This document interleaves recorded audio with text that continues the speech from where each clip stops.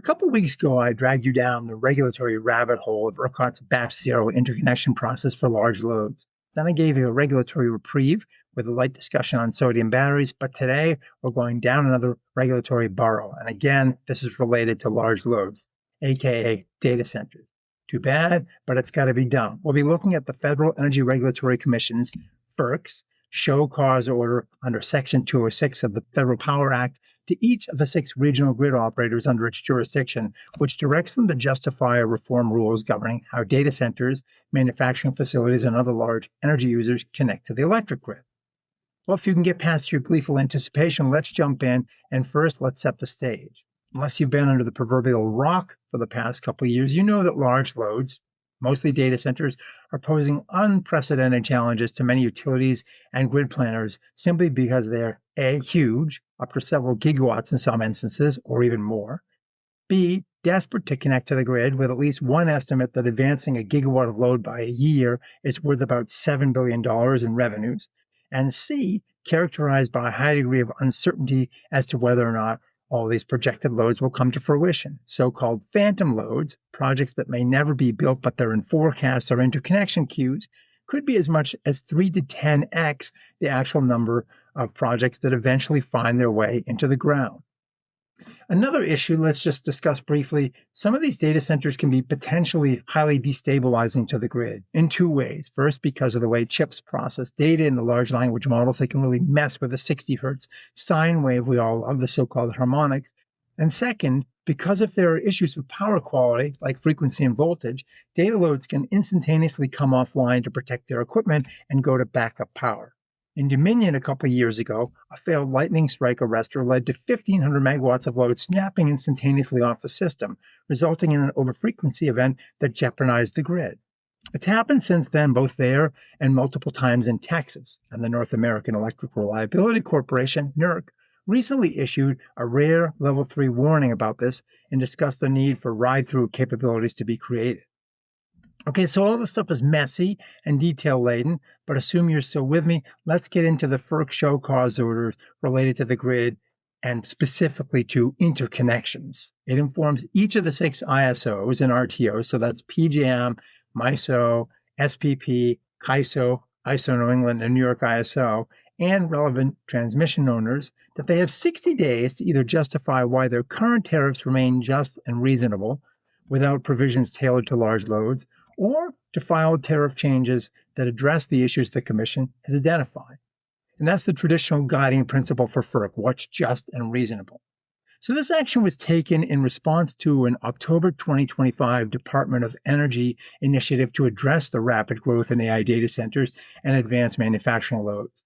And FERC found in its initial review that these markets' existing tariffs do appear to be unjust and unreasonable because they don't adequately address challenges tied to the integration of large and co-located loads onto the transmission system. Per the FERC, each of the tailored orders tees up 5 categories of reform for the grid operators to address. So we'll address these one at a time, 1 through 5. 1, developing efficient transmission, service application, and study processes, including consideration of alternative transmission technologies.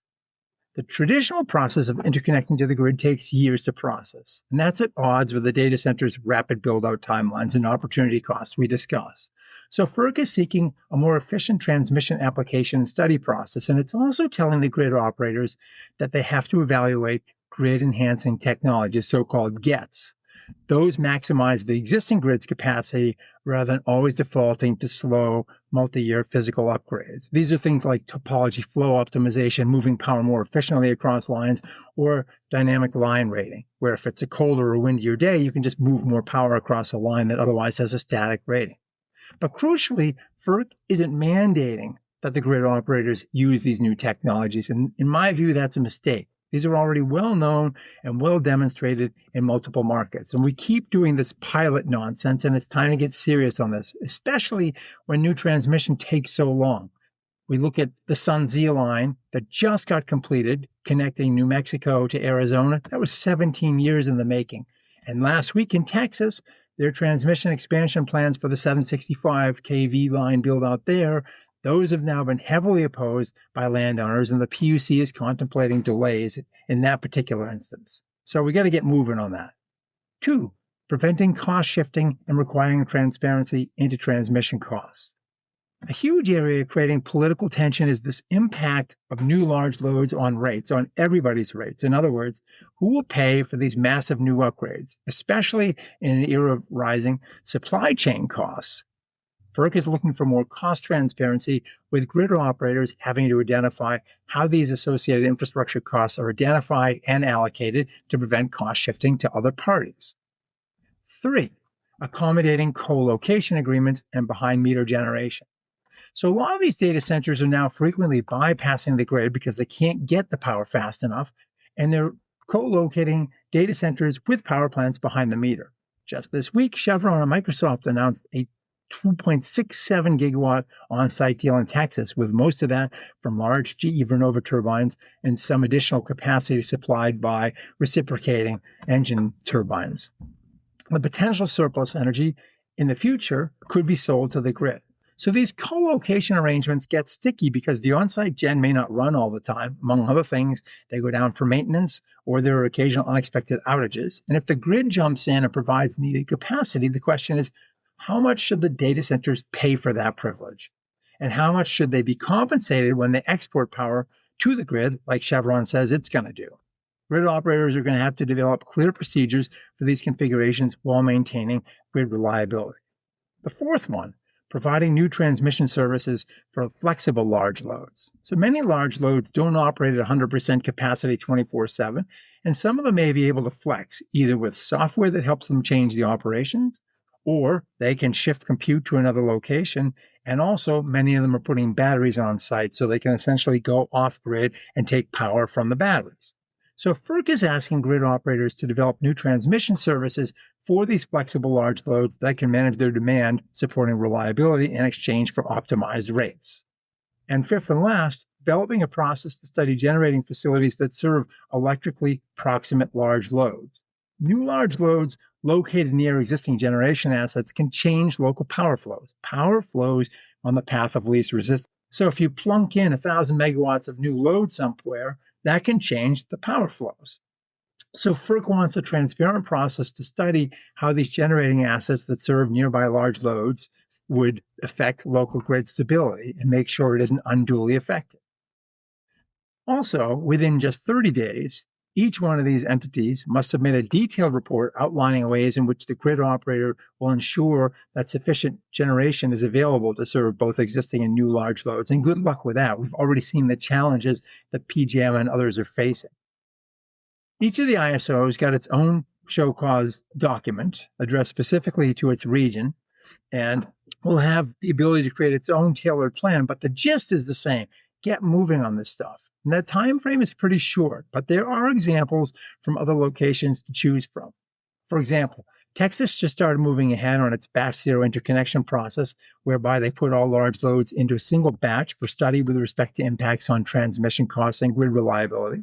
It also has Senate Bill 6, which allows ERCOT to cut supplies to large loads before resorting to rotating blackouts.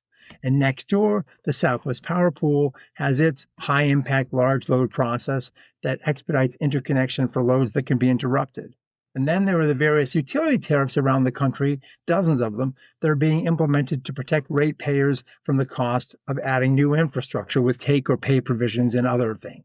So while the grid operators only have 60 days, and they can seek an extension after 45 days for an additional 45 days, the adroit ones should be able to find ways to beg, borrow, and steal best practices from others out there and come up with some reasonable proposals. It's to be hoped that in the near future, we'll get at least some more clarity around what's been a pretty chaotic process thus far. But to be fair, ChatGPT only popped out of the jack-in-the-box in November of 2022, with a land rush for power ensuing shortly thereafter and truly picking up speed just in the past year. That said, it's now time to put some rigor around this process so others don't get hurt, namely the rest of us who also take power from the grid. Well, thanks for watching, and we'll see you again soon.